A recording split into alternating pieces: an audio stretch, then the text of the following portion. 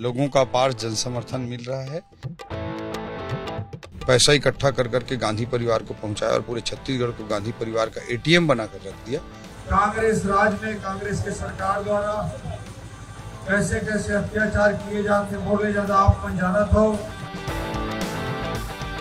मैं इतना बोल सकता हूं कि भारतीय जनता पार्टी स्पष्ट बहुमत की सरकार बना रही है, ये मेरा पॉलिटिकल सेंस कहता है। मेरे में अगर प्रतिभा है तो मैं कुछ ना कुछ अच्छा जरूर कर लूंगा। ये मेरे को अपना इतना सेल्फ कॉन्फिडेंस बचपन से रहता ही है। इस समय हम छत्तीसगढ़ की रायगढ़ विधानसभा क्षेत्र में हैं, जहां पे ओपी चौधरी बीजेपी के प्रत्याशी हैं।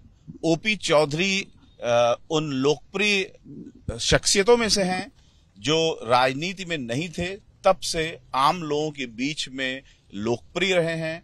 उनकी एक बड़ी फॉलोइंग है और पॉलिटिकल फॉलोइंग से ज्यादा नॉन पॉलिटिकल फैंस उनके देखे जाते हैं। इस समय चूंकि चुनावी मैदान में हैं, हम उनसे चुनावी बात करेंगे, लेकिन उनसे व्यक्तिगत बात भी करेंगे। ओपी जी, बहुत बहुत शुभकामनाएं आपको। आप धन्यवाद। काफी भीड़ देखने को मिल रही है जी। लोगों का अपार जन समर्थन मिल रहा है। लोग एक्चुअली पॉलिटिक्स में एक क्रेडिबल फेस हर जगह खोजते हैं। क्रेडिबिलिटी लोगों नेता की अपनी चाहते हैं और एक होप, एक उम्मीद, एक आशा और जो अच्छा कर सकता है, जिसका इंटेंशन अच्छा हो, वो चीज देखते हैं और जिसका ट्रैक रिकॉर्ड भी देखना चाहते हैं कि जिसने कुछ अच्छा किया हो। शायद इन सब बिंदुओं के कारण रायगढ़ को एक नई ऊंचाई पर पहुंचाने के लिए आशा और विश्वास के साथ लोग मेरे विजन जो मैं रख रहा हूं उसको समझ रहे हैं और एप्रिशिएट कर रहे हैं और हर जगह पार जन समर्थन मिल रहा है। तो ये चप्पल पहन करके विधानसभा क्षेत्र में जो आप टहल रहे हैं, ये सायास है या आप ऐसे ही हैं? जब मैं कलेक्टर था तब भी इस तरह से मैं रहता था और मैं कंफर्टेबल फील करता हूं, बट तेज पद यात्रा करनी पड़ती है तो थोड़ा स्पोर्ट्स शू का भी सहारा लेना पड़ता है। But in general I feel comfortable in slippers. क्योंकि हम आए तो जनसभा की भीड़ में हमको खोजना पड़ा। हम सोचे थे कि कुछ खद्दर का कुर्ता नहीं तो कम से कम कुछ रंगीन कुर्ता होगा। तो ड्रेस आपकी यही रहेगी आगे भी, जीतने के बाद भी? अब थोड़ा बहुत चेंज करता रहता हूँ, बट इट्स मोरलेस मेरा कॉमन ड्रेसिंग सेंस है, पेंट शर्ट। बट चुनावी सभा में हम जाते हैं तो बहुत भीड़ भी रहती है, माला वाला भी रहता है, तो इसलिए हाफ शर्ट अभी मैं प्रीफर करता हूँ। अदरवाइज मैं फूट शर्ट और जैकेट ज्यादा प्रीफर करता हूँ, बट चेंज करता रहता हूँ। बट कुर्ता मैं बहुत कम पहनता हूँ। कुर्ते में थोड़ा सा अजीब लगता होगा अभी फिलहाल। अजीब वाली बात नहीं है, हो सकता है आगे चल के ठीक लगे। नहीं, आई feel comfortable in normal pant shirts, तो वही यूज करता हूँ ज्यादातर। आप जम भी रहे हैं इस ड्रेसिंग में। अगर केजरीवाल से आपकी तुलना की जाए तो क्या कहेंगे आप? तो वो तो आप लोगों का काम है, बट उनका अपना पॉलिटिक्स है, उनका अपना तरीका है। इस समय चर्चा में है, आज ईडी का सम्मन आया हुआ है। उन्होंने कहा कि हम जाएंगे नहीं, वो अलग बात है। तमाम उन्होंने रीजन दिए हैं और रीजन ये दिया है कि ईडी जो है बीजेपी के इशारे पे ये सम्मन जारी कर रही है और उस समय जिस समय उनको 5 राज्यों में चुनाव प्रचार के लिए जाना था, उस समय ये जारी कर रही है। देखिए, प्रॉपर्टी अटैच करने के मामले में आप देखेंगे तो ईडी में आई थिंक 96 और 97% नॉन पॉलिटिकल लोगों के प्रॉपर्टी ओवरऑल सीज हुए हैं आज तक। कन्विक्शन रेट ईडी में बहुत हाई रहा है। जिस भी केस को ईडी ने टच किया है वो ऑनरेबल कोर्ट में कंक्लूजन तक पहुंचाया है। तो हर चीज को पॉलिटिकल ब्लेम गेम के नजरिए से देखना और उसी को स्थापित करना मैं सही नहीं मानता हूं, गलत है। केजरीवाल जी एक पढ़े लिखे इंसान है और उनको लीगल चीजों को लीगली फेस करना चाहिए। मोदी जी पर कौन सी सेंट्रल एजेंसी को जब वो गुजरात में थे तो यूज नहीं किया गया? उन्होंने एक धरना नहीं कराया, एक प्रदर्शन नहीं कराया। उनकी इतनी गुजरात में लोकप्रियता होने के बावजूद उनको 10-10 घंटे 12-12 घंटे तक सेंट्रल एजेंसीज ने पूछताछ की, तो पूछताछ में शामिल हुए। उन्होंने सेंट्रल एजेंसीज को लीगली फेस किया। और अगर हम कुछ भी करते हैं तो हर चीज को पॉलिटिकल ब्लेम गेम में नहीं ले जाना चाहिए। अगर कोई एलिगेशन लगे हैं तो उसको लीगल वे में उनको हैंडल। केजरीवाल जी की पॉलिटिक्स को ओवरऑल आप कैसे देखते हैं? क्योंकि आप नेता से ज्यादा एक सामान्य आदमी की तरह सोचते समझते हैं और लोगों के सामने वैसे ही पेश होते हैं। केजरीवाल जी की पॉलिटिक्स को आप कैसे देखते रहे? देखिए, वो बेसिकली कुछ चीजें मतलब लोगों के बीच में झूठ बोलना, लोगों को कंफ्यूज करना, ये उनमें ये आप मानते हैं? निश्चित रूप से महारत हासिल है उनको इस मामले में, और वही उनका पॉलिटिक्स का आधार है। लोग जल्दी ही समझेंगे उनकी पॉलिटिक्स को, और उनकी पॉलिटिक्स मुझे लगता है कि बहुत जल्द बिखर जाएगी। तो ये दुखद होगा, क्योंकि बहुत कम ऐसा होता है कि आम जनता के बीच से लोग इतनी जल्दी इतना आगे बढ़ जाएं। देखिए, भारत की जनता जनार्दन बहुत इमोशनल है, और लोगों को बहुत आस्था और विश्वास के नजरिए से देखती है, और उन्होंने, जनता ने अगर निर्णय लिया है, जनादेश दिया है, तो उसका हम सम्मान भी करते हैं। बट बहुत जल्दी मुझे लगता है कि सब चीजें सामने आ रही हैं। जिस तरह से ईमानदारी की बात करते थे, लेकिन जितने बड़े बड़े घोटाले किए, ये सब के सामने अब आ चुका है। तो लोगों को अब समझ में आ रहा है कि ये तो चद्दर ओढ़ कर घी पीने वाले लोग हैं, और चीजें सब के सब सामने आ रही हैं। दूध का दूध, पानी का पानी हो रहा है, और इनकी पॉलिटिक्स सब कुछ जनता जनार्दन के सामने आ रही है, और ये सब, इनकी पॉलिटिक्स बिखर जाएगी। बहुत सारे दर्शक आपकी निजी जिंदगी के बारे में जानने में उत्सुक रहते हैं, लेकिन हम बात करेंगे पहले चुनाव पर। हम लोग आए हैं, चुनाव पर चर्चा हो रही है, तो बात कर लें छत्तीसगढ़ के चुनाव की। अभी छत्तीसगढ़ का चुनाव किस दिशा में जा रहा है, क्योंकि 15 सीट मात्र थी, 14 सीट हो गई, और 14 सीट से आप लोगों को मुकाबला करना है कांग्रेस का, जिसके पास 71 सीट मिली थी। देखिए, 15 सीट 14 सीट हम बात करते हैं, बट उससे पहले इसी छत्तीसगढ़ की जनता जनार्दन ने लगातार 3 बार हैट्रिक आशीर्वाद भारतीय जनता पार्टी को दिया हुआ है। ये भी हमारे छत्तीसगढ़ के पॉलिटिकल हिस्ट्री का तथ्य है, सच्चाई है। तो जिस तरह से कांग्रेस ने पिछले 5 सालों में माफियागिरी की, जिस तरह से इन्होंने पैसा इकट्ठा कर करके गांधी परिवार को पहुंचाया, और पूरे छत्तीसगढ़ को गांधी परिवार का ATM बनाकर रख दिया, वैसे सिनारियों में छत्तीसगढ़ का हर व्यक्ति इस बात को अच्छी तरह से समझ रहा है। और जिस तरह से मोदी जी की योजनाओं को इन्होंने रोकने का काम किया, जैसे 16 लाख गरीबों के घर को इन्होंने बनने नहीं दिया कि मोदी जी का नाम हो जाएगा। तो इस तरह की जो हरकतें इन्होंने की हैं, धर्मांतरण को बढ़ावा दिया है, अपीजमेंट पॉलिटिक्स को बढ़ावा दिया है, समाज को तोड़ने का काम किया है। भूपेश बघेल के ऊपर सीधा आरोप लगा रहे हैं आप? निश्चित रूप से भूपेश बघेल जी की लीडरशिप माफियागिरी की लीडरशिप है, और वो माफियागिरी करके पैसा इकट्ठा करके गांधी परिवार को पहुंचा कर ही अपने 2.5 साल को एक्सटेंड करा पाए हैं। इस बात को छत्तीसगढ़ का हर व्यक्ति जानता है, उनका पॉलिटिकल मॉडल क्या है। तो जिस दिन 2.5 साल का फार्मूला फिक्स हुआ था, उसी दिन लगता है कि उन्होंने तय कर लिया था कि इस फार्मूला को मुझे फेल करना है, और उस फार्मूला को फेल करने के लिए कांग्रेस के कल्चर में करप्शन, हेवी फंडिंग, उनको एक माध्यम नजर आया, और गांधी परिवार को पैसा भेजते रहे, गांधी परिवार का ATM बना दिया छत्तीसगढ़ को।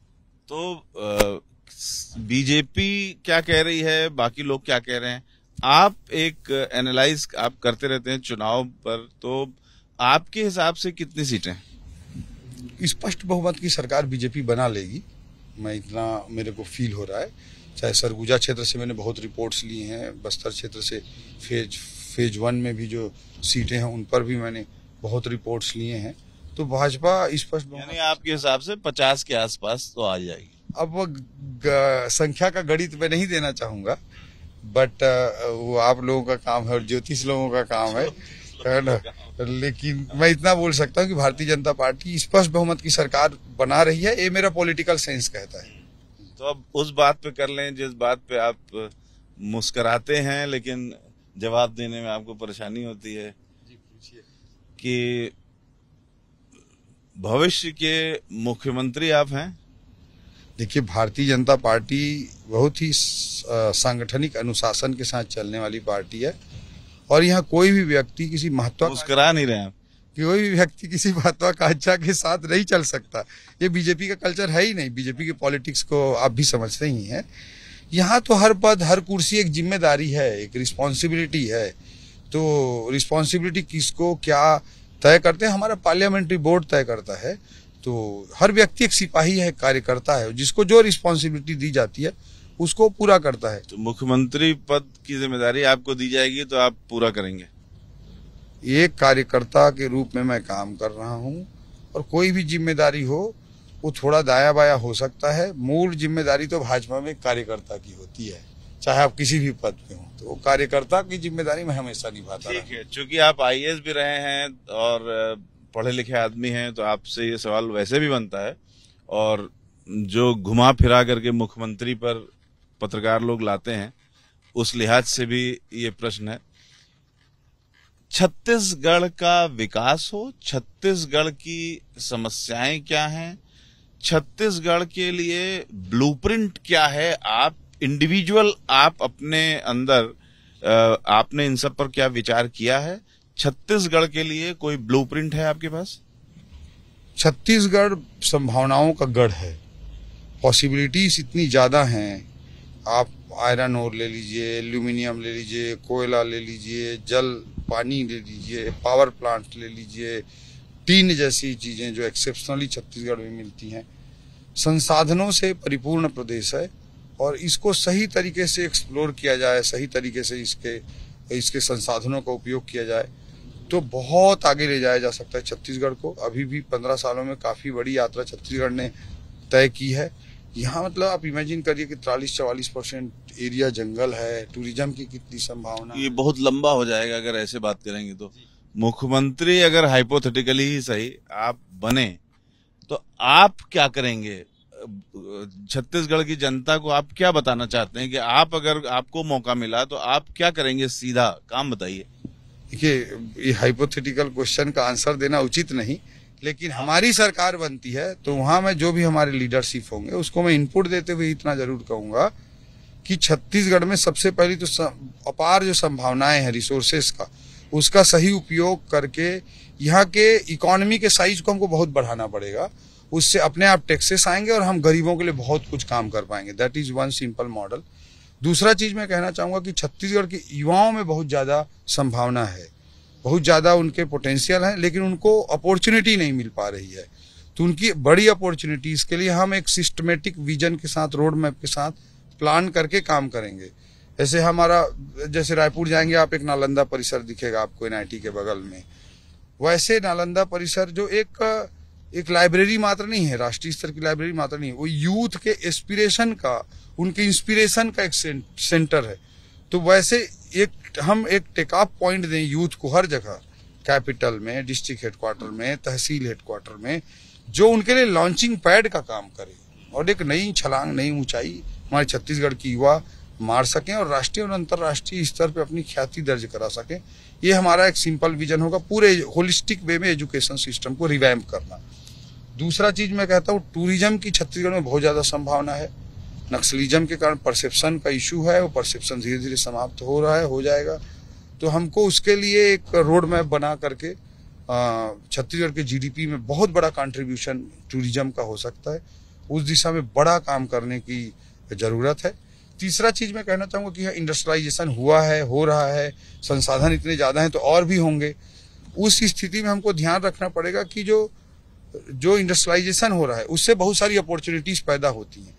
उन अपॉर्चुनिटीज को कैप्चर करने के लिए लोकल लोगों को कैपेबल बनाना। क्या होता है, बस्तर में मान लीजिए इंडस्ट्रियलाइजेशन आज हम करते हैं तो वहां पे लोकल यूथ, वहां मतलब मान लीजिए मैनेजमेंट का कोई पोस्ट है तो MBA किया हुआ यूथ तो होना चाहिए हमारे पास। वहां पे मान लीजिए कोई ट्रांसपोर्ट का काम निकल रहा है तो ट्रांसपोर्ट का काम कर सकने लायक एंटरप्रेन्योरशिप तो लोकल लोगों में डेवलप होनी चाहिए। नहीं तो बाहर से लोग आते हैं और सारी अपॉर्चुनिटीज को कैप्चर कर लेते हैं। तो इन चीजों को ध्यान में रखते हुए लोकल लोगों को तैयार करना कि इंडस्ट्रियलाइजेशन की जो अपॉर्चुनिटीज क्रिएट हो रही हैं उनको टैप कर सके, उनको कैप्चर कर सके। इस पर भी हम एक विजन के साथ, रोड मैप के साथ काम करेंगे। यहाँ के जो आदिवासी हैं दूर दराज इलाके, थोड़ा मैं ऐड करते हुए कहना चाहूंगा कि हमारे जो किसान हैं उनके लिए बड़े अवसरों की तलाश करना। छत्तीसगढ़ में कृषि की भी अपार संभावना है, बहुत सारे लैंड अभी खाली हैं, इरिगेशन को बहुत बढ़ाया जा सकता है और बहुत ज्यादा संभावनाएं किसानों की दृष्टि से है। तो किसानों को फसल का दाम तो दे ही रहे हैं, सरकारें दे रही हैं। अब कांग्रेस ने, पहले भाजपा ने इनिशिएट किया, कांग्रेस ने और बढ़ाया, हमारे घोषणा पत्र में भी और अच्छा आएगा अभी। तो ये सब चलेगा, बट एग्रीकल्चर के लिए एक लॉन्ग टर्म विजन के साथ काम करने की भी हमको जरूरत है, उस पर भी हम काम करेंगे। और यहाँ की बहनों माताओं के लिए भी बड़ा स्टेप लेने की जरूरत है, क्योंकि छत्तीसगढ़ में देखेंगे आप सेक्स रेशियो 1000 से ऊपर है, 1000 से ऊपर है सेक्स रेशियो छत्तीसगढ़ का। और माताओं को बड़ा इंपॉर्टेंट स्थान समाज में यहाँ मिला हुआ है। तो उस अनुसार उनके लिए नई अपॉर्चुनिटीज को आगे बढ़ाना। जैसे भाजपा सरकार ने पीडीएस दुकानों का संचालन, रेडी टू ईट की दुकानों का संचालन, ये सब चीजें महिलाओं को दिया, उसके काफी अच्छे परिणाम मिले। पंचायतों में उनको बड़ा रिजर्वेशन मिला, उसका अच्छा परिणाम आया। मोदी जी अब लोकसभा विधानसभा में अपॉर्चुनिटीज देने जा रहे हैं। रमन सिंह जी ने हमसे कहा कि जितनी भी योजनाएं हैं हर योजना में भ्रष्टाचार का तरीका निकाल लिया जाता है। हाँ, ये इनोवेटर हैं। करप्शन के मामले में इनसे बड़ा इनोवेटर कोई है ही नहीं। मतलब हर जगह, चाहे आप शराब का अध्ययन करिए, धान में अध्ययन करिए, राइस मिल के कमीशन में अध्ययन करिए, क्रेशर में अध्ययन करिए, कोयला में अध्ययन करिए, हर एक में इतना इन्होंने इनोवेटिव मॉडल्स निकाले हैं कि कई अन्य राज्य अनुसरण करते हैं। जैसे शराब के मॉडल को झारखंड ने अनुसरण किया। कि इनके करप्शन मॉडल्स के इनोवेशंस पूरे देश में कांग्रेसी लोगों में विशेष करके गैर भाजपाई सरकारों में बड़ा प्रसिद्ध है। केजरीवाल का नाम नहीं ले रहे हैं आप? हाँ, वो भी अपने आप में एक बड़े इनोवेटर हैं, तो उनका नाम मैं क्या लूं। लेकिन भूपेश बघेल जी और उनके सरकार के करप्शन मॉडल्स का, इनोवेशंस का स्टैंडर्ड इतना हाई है कि वो दूसरे राज्य उसको रेप्लिकेट कर रहे हैं। थोड़ा सा व्यक्तिगत बात भी हो जाए, खास तौर से आपके दर्शकों के लिए, एबीपी न्यूज के दर्शक के साथ साथ आपके भी दर्शक। तो ये जो राजनीति में आने का निर्णय है, ये पहली बार कब हुआ? बीजेपी के प्रस्ताव के बाद या पहले? सबसे पहले ये फीलिंग कब आई और वो कश्मकश क्या थी? अब सब चीज बोलवा देंगे तो कभी किताब में क्या लिखूंगा। ये लेकिन हम चाहेंगे कि आप किताब लिखें। तो निश्चित रूप से मैं किताब लिख रहा हूँ और समय आने पर उसे पब्लिश भी करूंगा। उसमें मैं उजागर करूंगा, तो कुछ चीजों को तो राज रहने दीजिए। हाँ, तो उसमें जो साइड वाला हिस्सा है वो बता दीजिए। कश्मकश पे थोड़ा सा बात कर लीजिए। बहुत ज्यादा कश्मकश वाली बात नहीं है। मेरे लिए लाइफ को देखने का नजरिया थोड़ा अलग है। मतलब कोई कुर्सी पे चिपके रहना या पूरी जिंदगी में एक सिक्योरिटी हो, उस तरह का माइंडसेट मेरा नहीं है। मैं बिलीव करता हूँ कि भाई अगर मेरे में मेहनत करने की क्षमता है, मेरे में अगर प्रतिभा है, तो मैं कुछ ना कुछ अच्छा जरूर कर लूंगा। ये मेरे को अपना इतना सेल्फ कॉन्फिडेंस बचपन से रहता ही है, क्योंकि बहुत सारे परेशानियों को झेलते हुए मेरा बचपन बीता, तो इसलिए इतना एक सेल्फ मेड लोगों में इतना कॉन्फिडेंस तो आ ही जाता है। तो मेरे को बहुत ज्यादा फर्क नहीं पड़ता कि मैं कलेक्टर हूँ, ये हूँ, वो हूँ। कोई एक आध ऐसा अंश जो आप बताना चाहें और आपको बहुत रहता हो कि हाँ ये उसके प्रति आपका लगाव हो? जैसे बचपन में होता था, एक इंसिडेंट सुनाना चाहूंगा। हमारे स्कूल में क्लास 3 में पाठ था, एक पहला लेसन था जागो प्यारे। उस किताब में चैप्टर लिखा है, मैंने उस चैप्टर का नाम ही दिया है जागो प्यारे। तो वो जागो प्यारे एक वो थी, कविता थी। उठो लाल अब आंखें खोलो, पानी लाई हूँ मुंह धो लो, बीती रात कमल दल फूले, उनके ऊपर भंवरे झूले, चिड़िया चाक उठी पेड़ों पर। हम सबका प्रिय। हाँ, तो आपको भी याद होगा, आपके बचपन टाइम में भी। तो वो पाठ था, तो टीचर ने, गुरुजी ने पढ़ाया उसको, और अगले दिन क्वेश्चन आंसर लिखाया, जैसे लिखाया जाता था, प्रश्न उत्तर लिखाया, और सब बच्चे लिखे उसको। बट मेरे को मेरे घर वाले बोलते थे बेटा याद करके नहीं मतलब लिखना है, जो मन में समझ में आए वही लिखना है। मेरे घर में ये बोला जाता था। तो मैं अब याद नहीं किया। अब एक हफ्ता बाद वहाँ टेस्ट हुआ स्कूल में, तो गुरुजी ने क्वेश्चन लिखा आया उसमें कि भाई सुबह जल्दी क्यों उठना चाहिए। तो मैं उस समय पूरी हिंदी अच्छे से आती नहीं थी, तो आधा हिंदी और आधा छत्तीसगढ़ी, जो हमारी रीजनल डायलेक्ट है, लोकल डायलेक्ट है, उसमें मिला जुला के मैं लिखा उसमें कि भाई सुबह जल्दी जल्दी उठबे तो जुड़ जुड़ हवा बहात रथे, मतलब ठंडी ठंडी हवा बहती रहती है, जुड़ जुड़ हवा बहात रथे तो बड़ा मजा आते। सुबह जल्दी जल्दी उठबे तो गौरैया हर चहक चहक करत थे। स्पैरोस उस समय आते थे, अब तो नहीं आते स्पैरोस। चहक चहक करते थे तो बड़ा मजा आते। सुबह सुबह उठबे तो लाल लाल बेर है दिखते, सूर्य लाल लाल दिखता रहता, तो बड़ा मजा आता। ऐसे मैंने एक पेज लिख डाला, और अगले दिन गुरुजी आए और सबसे पहले मुझे खड़ा कराया, तू खड़ा हो जा। और उन्होंने आके मुझे एक झापड़ मारा और एक झापड़ दिया और बोला कि याद करता नहीं है उत्तर को, और बड़ा मजा आते ऐसे लिखा है। तो उसको हमारे एक सीनियर टीचर देख रहे थे दूर से, वो आए, समझे बात को, माजरा क्या हुआ, और माजरा क्या हुआ उन्होंने समझा, और आ करके फिर उन्होंने बोला कि अपने मन से लिखा, इसको अपने मन से लिखने देते हैं, इसके लिखने की कुछ हैबिट डेवलप होगी। तो उसी से मेरी यात्रा चलती रही। धीरे धीरे आधा हिंदी आधा छत्तीसगढ़ी से हिंदी लिखना सीखे, फिर थोड़ा बहुत अंग्रेजी भी सीखे। ये यात्रा चलती रही। तो राजनीतिक बॉस तो आपका एक ही रमन सिंह ही रहे। हाँ, मैं भी बोलना चाहता था कि आई वॉज फॉर्चुनेट इनफ कि मेरी पॉलिटिकल जर्नी बीजेपी की सरकार में चालू हुई, और मेरी एडमिनिस्ट्रेटिव जर्नी बीजेपी की गवर्नमेंट में रमन सिंह जी के कार्यकाल में चालू हुई, और मेरी एडमिनिस्ट्रेटिव जर्नी का एंड भी उसी सरकार में हो गया।